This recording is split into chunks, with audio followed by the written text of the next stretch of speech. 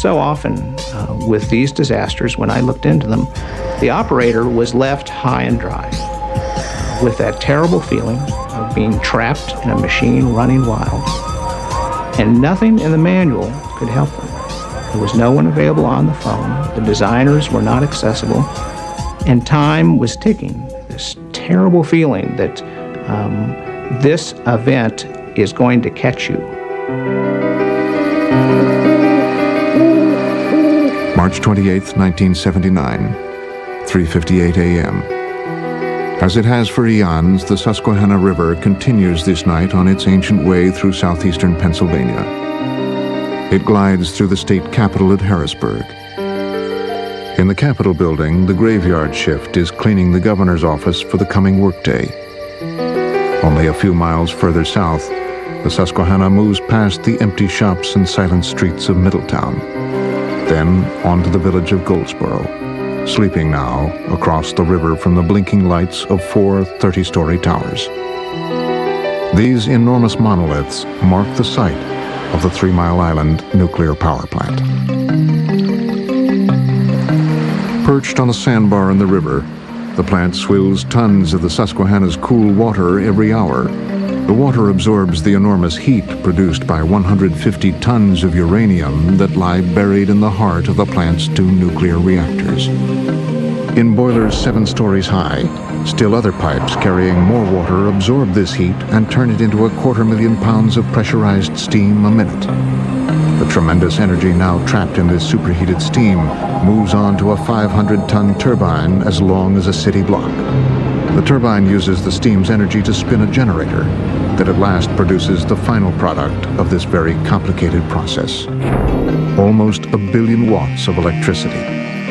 Once it has done its job, the steam transfers its scalding temperature off to more water, which in turn finally loses its heat, trickling down the giant cooling towers.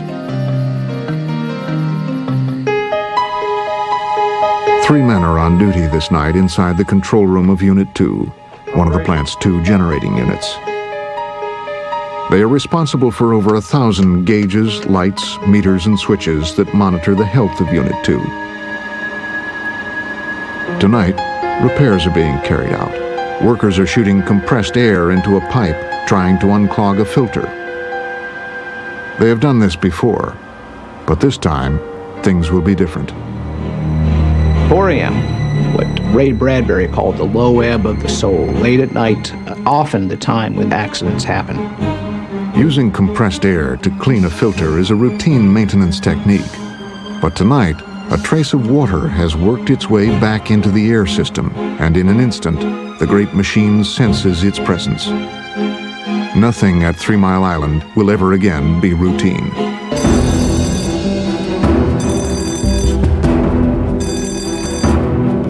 Suddenly alarms started going off, the lights flashing. One person described the control board as lighting up like a Christmas tree. They didn't know what happened. They couldn't figure it out. The plant's computers react as though the water in the air system is a dangerous invader. Water in the line can lower critical air pressure to valves and pumps. The computers fight back by instantly shutting down those pumps. But this means that the all-important coolant is no longer relieving the reactor of its tremendous heat. And that caused the control room operators to face situations that they had never encountered before and had never been covered in their training or in their procedures. With nowhere to discharge its tremendous heat, the pressure in the primary coolant system within the reactor begins to build. Sensing danger, the computer now orders cadmium rods to plunge into the reactor, shutting down the chain reaction that is splitting millions of atoms. But even with the nuclear reaction turned off, intense heat and enormous pressure continue to increase. The heat and pressure can tear the system apart. A pressure-operated relief valve, known as a PORV, now opens to vent the pressure. All of this is normal precaution built into the system. What isn't normal is that the valve fails to reclose. It will now threaten this great machine with destruction. Even worse, the poor valve indicator light on the control console goes out, giving the operators the impression that the valve, having done its job, has now closed. But what the light was designed to do was simply say the control order had been sent. It had been sent, but not obeyed. Reactor coolant is what separates a safe reactor from a nuclear nightmare. Now, that precious coolant is gushing out of the stuck valve without anyone's knowledge. What is happening on 3 Mile Island on this March night was never adequately planned for. The idea for building this remarkable machine had been born 20 years before and had grown in a swell of enthusiasm for what was then viewed as the perfect energy source.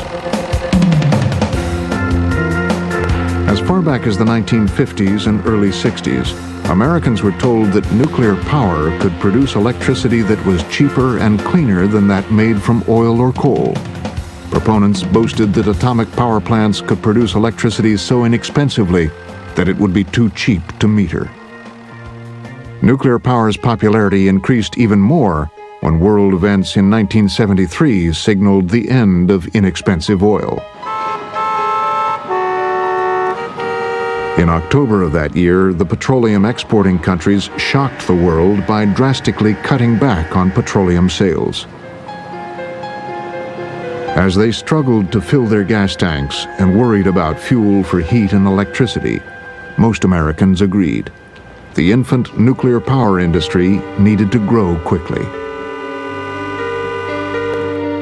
It created a dynamic within the federal government and the nuclear industry of, hey, we've got to build more nuclear plants. These plants grew in size by leaps and bounds. They were subsidized by the federal government. It really looked like the sky was the limit. By 1974, there were 43 nuclear plants around the nation, with another 104 on the way. Work on the 3 Mile Island plant was begun that same year. The managers of the new plant would be the Metropolitan Edison Company, known as Met-Ed. The company went to great lengths to reassure citizens living near 3 Mile Island that the new technology was perfectly safe. The experts said, you never have to worry about an accident because we have backups to backups, and there'll never be an accident. We were assured that an accident like TMI was, quote unquote, non-credible. It couldn't happen. But for all the promises of the past, the accident was happening, and happening quickly. Unnoticed high up on the pressurizing tank of Unit 2, 1,000 pounds of radioactive steam and water a minute continued to pour out of the stuck relief valve. So now there was less and less coolant every minute, and it caused the instruments to go crazy, to lie to the operators. There are 2,000 instruments in the control room. Amazingly, none show how much coolant is in the reactor.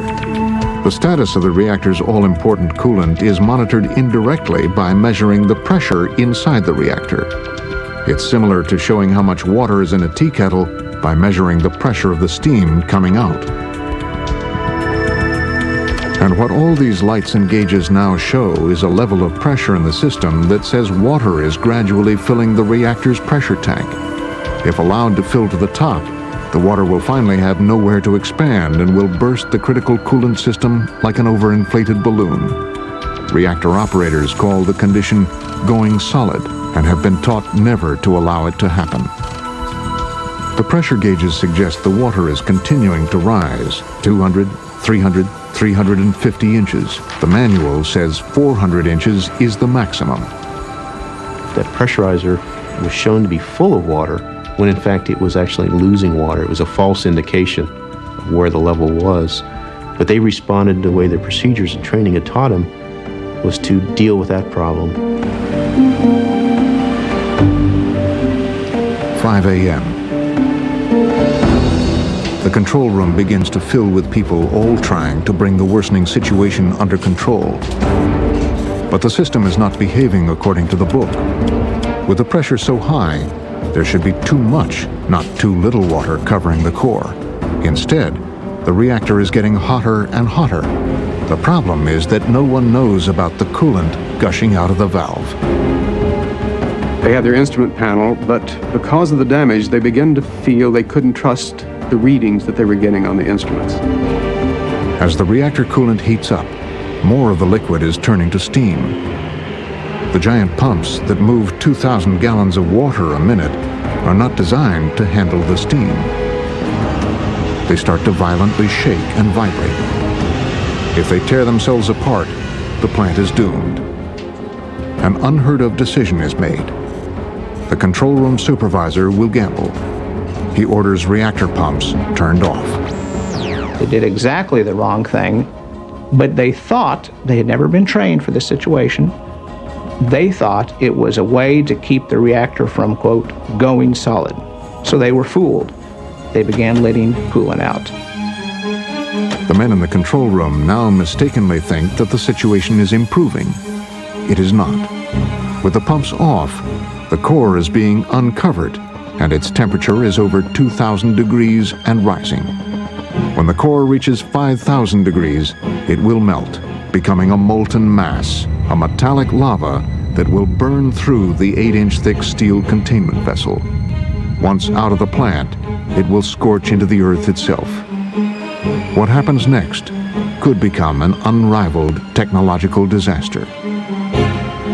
When it reached the water table, it will immediately turn to steam, boiling steam. There will be geysers of radioactivity steam shooting up in parking lots and driveways and streets and houses for miles around. The nightmare scenario is known as the China Syndrome. Land surrounding the plant will become uninhabitable. A study some years earlier has suggested upwards of 40,000 people could die if the China Syndrome becomes reality. That event was underway, and the clock was now ticking. The worst thing that can happen with a high-power, complex machine is to have things start to go wrong and to not know as an operator what's happening or what you're supposed to do.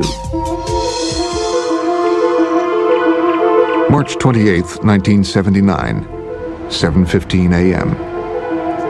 In a dozen communities surrounding the 3 Mile Island plant, people are beginning their day. Commuters start the drive to Harrisburg. Shop owners prepare to open.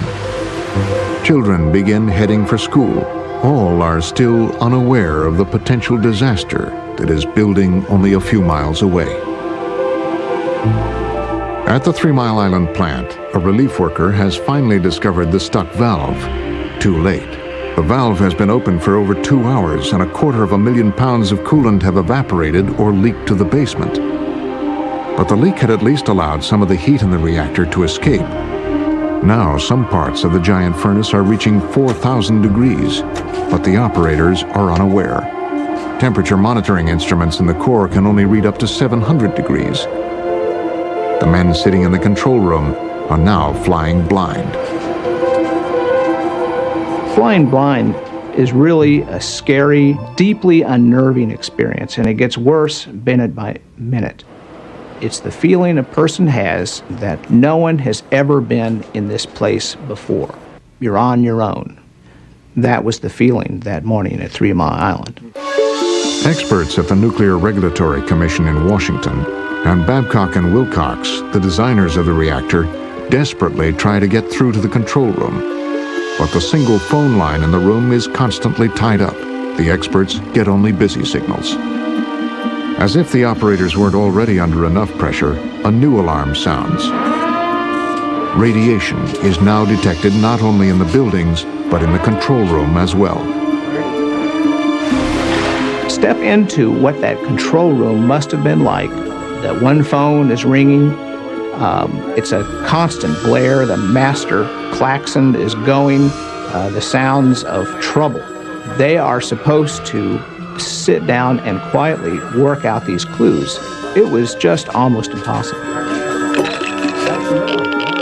Radiation is measured in rems. The maximum radiation a person should receive in a year is 5 rems. Readings in the reactor containment building are now reaching 10,000 rems. It is only a matter of time until this radiation leaks into the outside atmosphere. Gary Miller, the station manager for 3 Mile Island, now declares a general state of emergency. the first ever in a nuclear power plant in the United States. Metropolitan Edison has been slow to release information about what is happening. But at 8:33, the story breaks. Radio station WKBO in Harrisburg is the first to tell the world. There is a general emergency at Metropolitan Edison Company's 3 Mile Island nuclear power plant. A utility spokesman said... Word of the crisis is also finally reaching Pennsylvania Governor Dick Thornburgh. His Lieutenant Governor, William Scranton, soon appears before the press.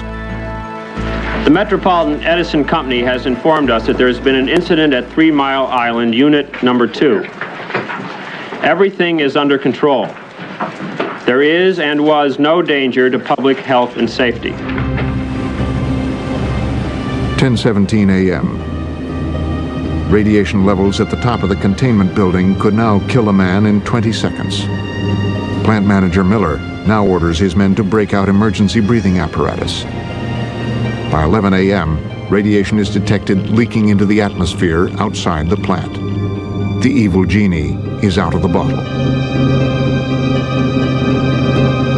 By early afternoon, the press is all over the unfolding story of what is happening at 3 Mile Island.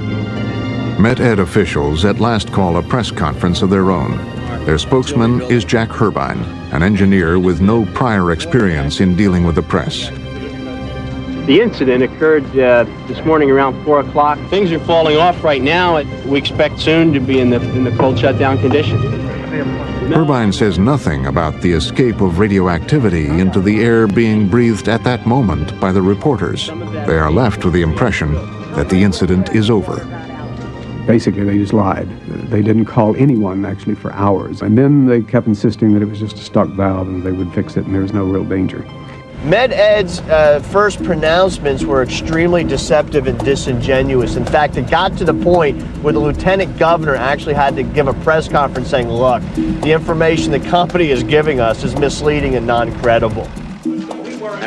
Med-Ed was clearly failing in their efforts to contain the story. I don't know why we need to tell you each and everything that we do. They felt that they knew how to operate this. They knew how to keep it under control, and there was a reluctance to admit that things were spiraling out of control.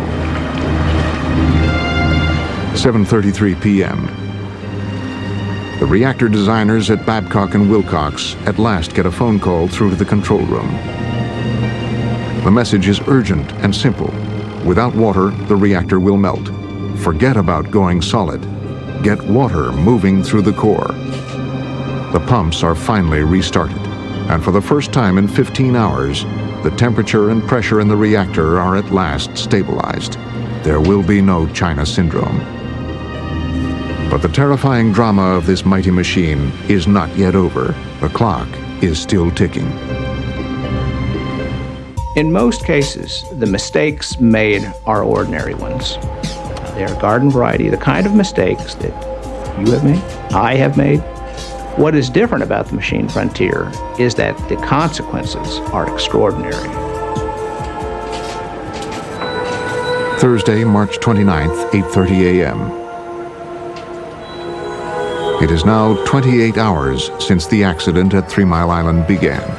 The men in the control room have no way of looking into the reactor, but it now seems clear that some of the 36,000 slender tubes holding the uranium fuel have cracked. This is allowing radioactivity to escape into the reactor coolant water. It is imperative operators know how much radioactivity is now in the coolant. Too much, and the nuclear chain reaction could restart. Someone must enter the containment building to collect a sample. It is a task no one wants, but Foreman Ed Hauser agrees to risk his life to take the readings. He goes in and takes his readings with his Geiger counter. Now, they say that an X-ray is about 1/72 thousandth of a rem. The Med-Ed people had originally said that the amount of radiation that was being leaked was no more than you would get in an X-ray. And Hauser went in and he took his readings. He found that there were 1,000 rems per hour bouncing off the walls inside the reactor at 3 Mile Island. He is in for an even greater scare when he draws the coolant sample. The water from the reactor should be clear, Instead, he stares at a yellowish, fizzing liquid that's giving off 1,250 rems of radiation. It actually vibrates in his hand. If he were foolish enough to continue holding it, the toxic beaker would kill him in less than half an hour. They knew they had a major problem. One thing is now clear to the operators at 3 Mile Island and the advisors at the Nuclear Regulatory Commission. The reactor has sustained massive damage and still threatens the plant and the community. The public is not given these details. In fact, they have been given little information, but it is becoming clear to anyone living near 3 Mile Island that something is very wrong with the nuclear plant they have been told was so safe. The worst thing about 3 Mile Island is that people were running from something they couldn't see or feel or touch or hear. It's just this haunting, scary feeling of not knowing what you were exposed to. Pennsylvania Governor Richard Thornburg is given an optimistic assessment by Met-Ed officials, and based on their assurances, he calls a press conference. I believe at this point that there is no cause for alarm or any reason to disrupt your daily routine, nor any reason to feel that public health has been affected by the events on 3 Mile Island. But by evening, the amount of damage to the plant is becoming clearer. The basement is now filled with several 100,000 gallons of radioactive water. This water continues to give off radioactive gas that is building up in the building. Operators realize that the gas cannot remain inside the plant. The order is given to vent the dangerous gas into the atmosphere. Governor Thornburg looks to officials at Met-Ed and the NRC for advice. But even the commissioner of the NRC in Washington, Joseph Hendry, struggles to feel in command of the conflicting information coming at him. There's a wonderful quote from Joseph Hendry to the then Governor Thornburg that he felt, based on the information he was getting, that they were like two blind men making decisions in the dark. I mean, this is an incredibly disturbing phenomenon. People are making decisions about an extremely dangerous technological disaster based on misinformation, no information, or a lack of information. Long into the night, Thornburg and his staff continue to wrestle with the decision of whether to evacuate. 500,000 Pennsylvanians live within a strong breeze of the now dangerous nuclear plant. Their lives could hang in the balance. He wrestled with this because, as the record shows, his concern was that bad things happen during a chaotic evacuation. You know, people get killed in accidents, looting may go on, that sort of thing. Thornburg knows a full evacuation will not be as easy as just reading an announcement. Roads will be jammed. And what about the disabled, hospital patients, the elderly, and people without a car? Nothing in his political career has prepared Thornburg for this situation. Friday, 8 a.m. In a suburb of Washington, D.C., members of the Nuclear Regulatory Commission's Incident Response Team meet with the Director of Regulation, Harold Denton. Denton is told that radiation levels inside 3 Mile Island now require that they recommend preliminary evacuation to the governor. Could I get your attention, please? There has been a state of emergency declared on 3 Mile Island. Already, local authorities are warning the public. But finally, by late morning, Governor Thornburg becomes even more cautious.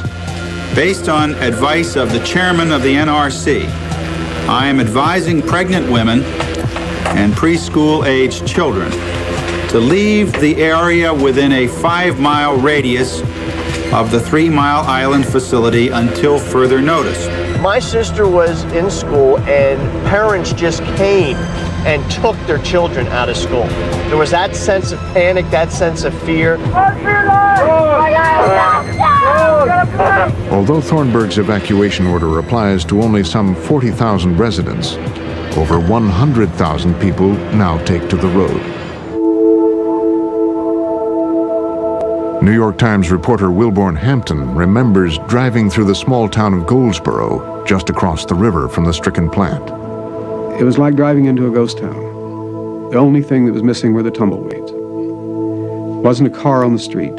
Drive by the post office, it's locked. Front doors standing open.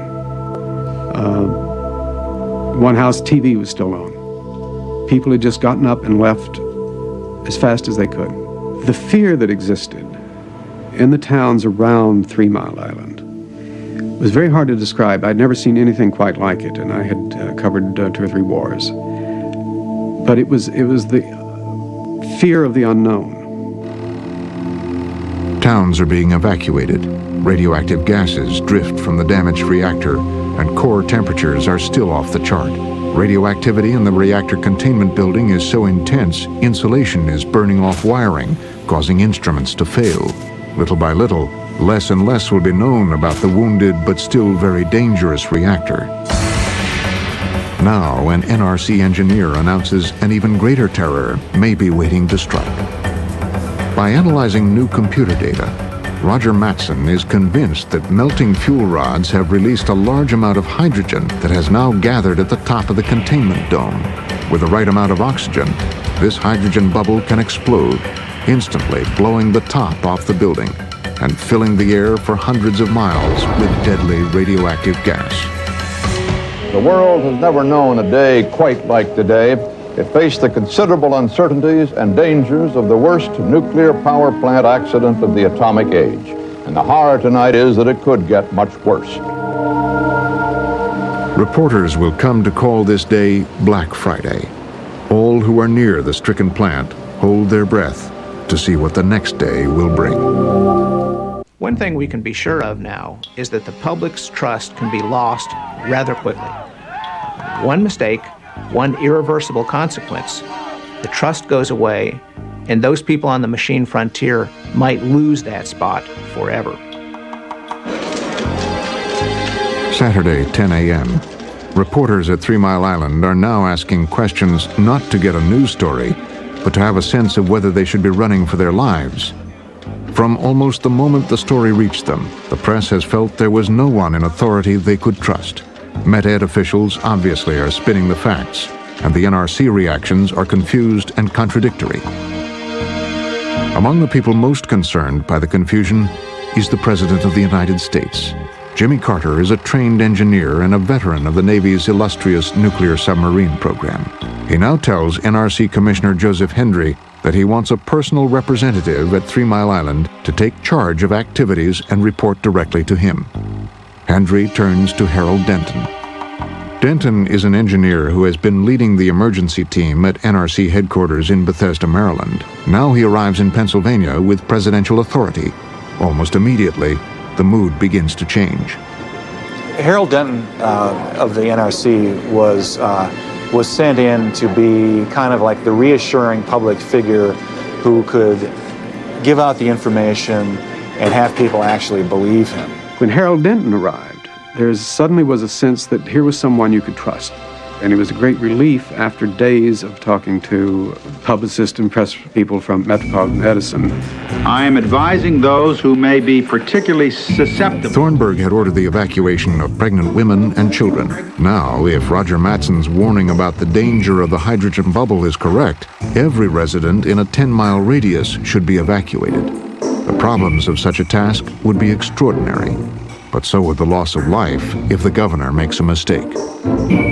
Governor Thornburg was faced with a difficult situation. I wouldn't have wanted to be in his shoes for the world. Harold Denton has looked carefully at the data and talked to other engineers about the hydrogen bubble and the immediate danger of meltdown. He is more confident about the situation than Roger Mattson. Governor Thornburg decides to gamble on Denton's opinion.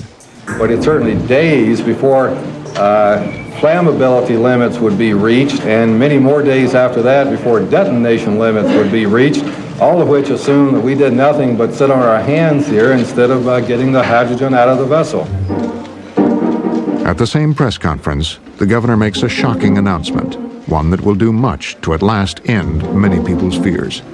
President Carter will be paying a visit to the area, make a personal on-site visit.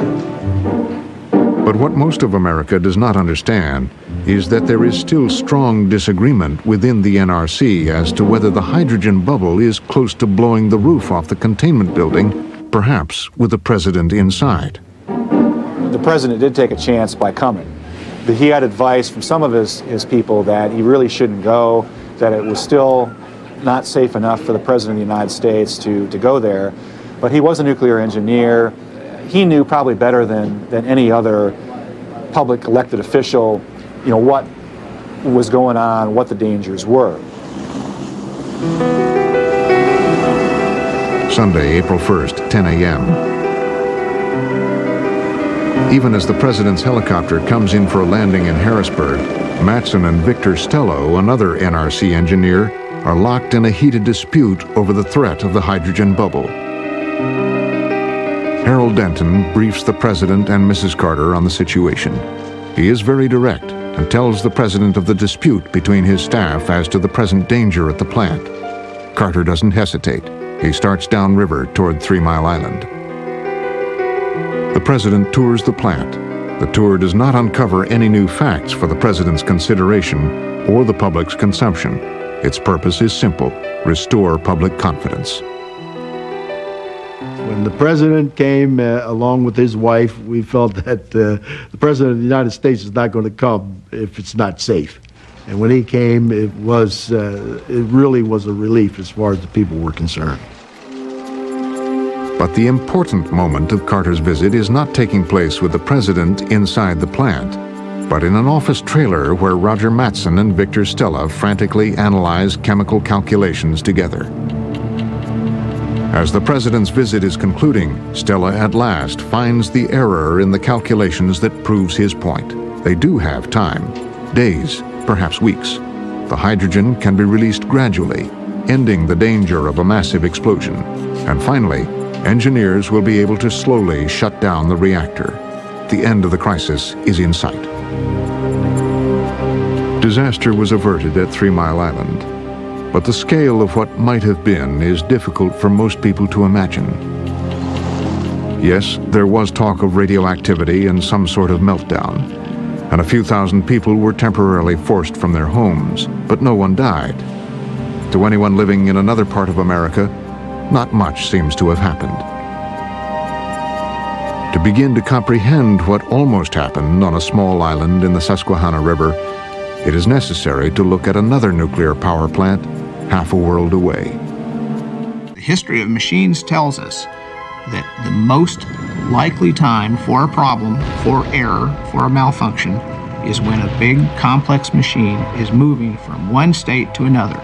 It is changing its speed, it is being started up, it is being shut down, it is an airplane that is landing.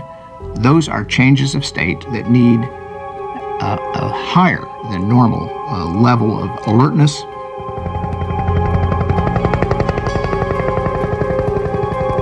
Like 3 Mile Island, the Chernobyl nuclear plant sits on a riverbank. This one is the Pripyat River, 80 miles north of the Ukrainian capital of Kyiv.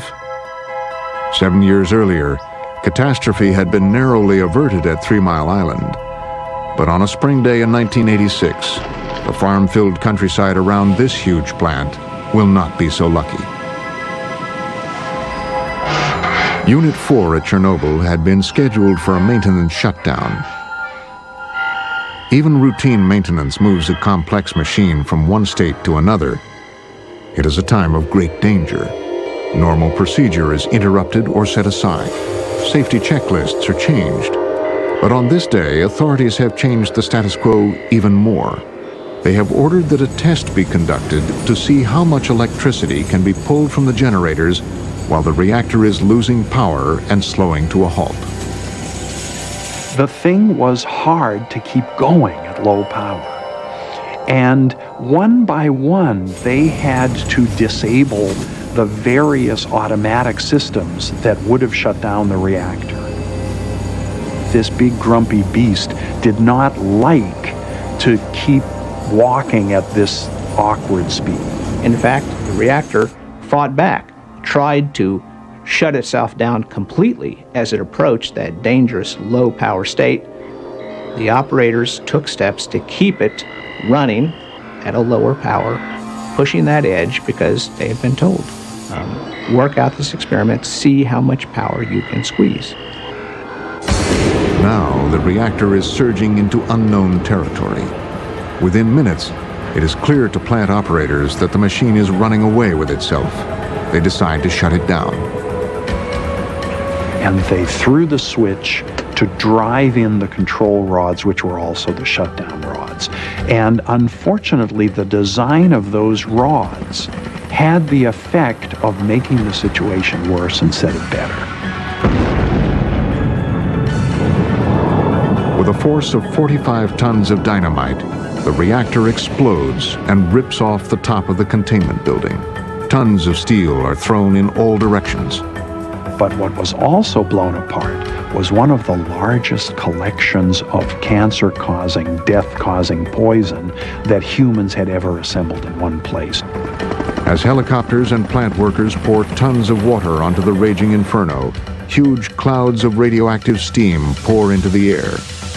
They begin a terrifying migration across all of northern Europe. In what amounts to a suicide mission, workers frantically try to bring the fire under control. While Soviet media try to put the best face on the disaster, the awful results soon become apparent. Over 2,000 workers die in the initial explosion and the intense radiation that follows. Another 6,000 will die when they are ordered to build a containment shell over the ruined but still very deadly reactor. I have a great deal of respect to those people who were going inside the shelter. They knew that there was a 90% probability that they would die of radiation eventually. And yet, I'm sorry, I can't. I am sure that most of them died. The nearby city of Pripyat, once home to 50,000 people, became a ghost town as its residents were evacuated from the region. In the years since, cancer rates and birth defects throughout the Ukraine and neighboring Belarus have skyrocketed. Today, the containment shell that was poorly built in haste around the still radioactive plant threatens to collapse. If it does, it will again spill its poison into the environment. Some of the statistics are really frightening. No one will ever farm within probably a 100-mile radius of that place for decades, perhaps 100 years. If you have to doubt that attention must be paid to these things, just look at some of the incidents and statistics from Chernobyl. So it gives a glimpse, just a glimpse, a horrific glimpse of what could have happened in Pennsylvania. 3 Mile Island was spared the horror of Chernobyl. The great cooling towers of Unit 2 still rise to the sky. But the unit has never again produced electricity. Radiation levels in some parts of its buildings remain so high that no one has dared go there since the accident. In July of 1983, technicians at last were able to lower video cameras into the core of the reactor. What they found confirmed what had only been feared. Over 50% of the reactor's core had vanished on that day in 1979, turning over 20 tons of uranium into molten sludge. 30 to 60 minutes is all that separated 3 Mile Island from the unspeakable. Had complete reactor meltdown occurred, as many as 3,000 people might have died immediately. Another 45,000 could have died from radiation cancer. Harrisburg, Lancaster, even the Gettysburg National Battlefield Park, all could have become uninhabitable for decades. But fortunately, no one died at 3 Mile Island. Ultimately, the physical plant did its job. Most radiation was contained. The meltdown was only partial. Although Unit 2 remains locked and impossible to enter for more than a few minutes, its companion, Unit 1, continues to produce electricity. But 5 frightening days in the spring of 1979 changed forever the face of nuclear power in America. They ended the nation's blind infatuation with the atomic miracle. Since the accident, no new reactor licenses have been applied for. Because of 3 Mile Island, nuclear plants today are safer, better equipped, and are operated by personnel better trained to handle emergencies. Carefully designed evacuation and contingency plans are in place. Most important, no one involved in nuclear power will ever again tell the public, it can't happen here. Some of the most dramatic changes have been in how the Nuclear Regulatory Commission is prepared to deal with any future accidents. I'd like to show you the facility that we developed that reflects many of the lessons learned as a result of the 3 Mile Island accident. Of most importance is a direct line that we have from here to every plant site in the United States. It not only ties in voice communication links and allows these individuals to talk to their counterparts on site, but it also has a line that goes into the plant computer. What we do with that information is analyze it, turn it over, and attempt to characterize what are the most important parts of the safety systems that we should be concerned with.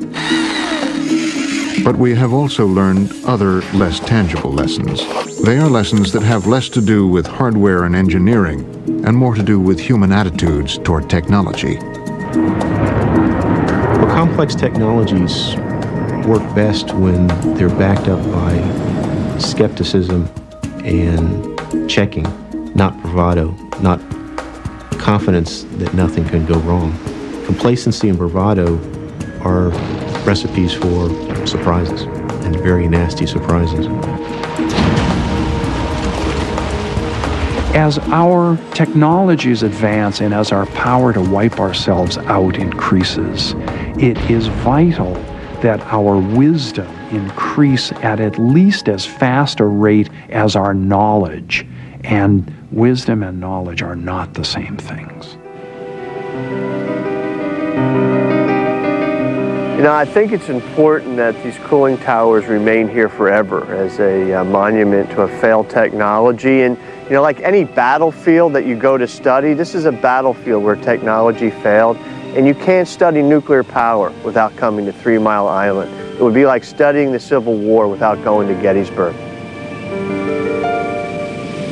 Of the 37,000 people who lived within 5 miles of these giant towers when the accident happened, only half remain living there. Those who stayed here express a confidence that society has learned well the lessons of 3 Mile Island. Those who have moved away from this place remind us that we must forever be on guard for the mistakes and arrogance that can bring about disaster.